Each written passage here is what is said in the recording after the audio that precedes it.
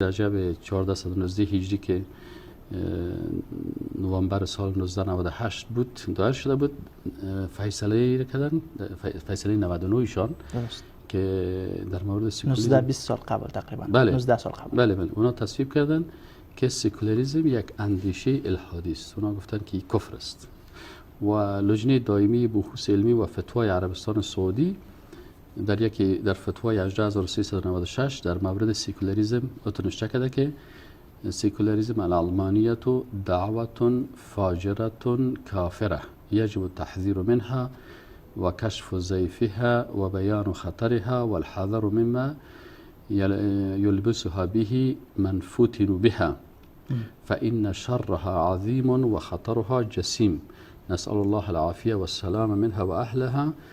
بکر ابو زید، صالح الفوزان، عبدالله ابن غدیان، عبدالعزیز آل شیخ، عبدالعزیز ابن عبدالله ابن باز رحمهم الله. یعنی فتوا چیست؟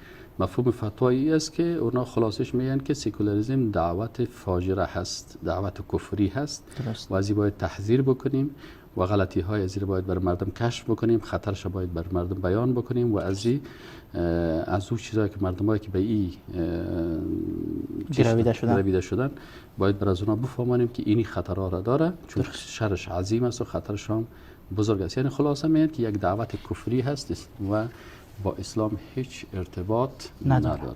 این فتوا است که علمای معاصر درباره سکولاریسم. بسیار خوب استاد.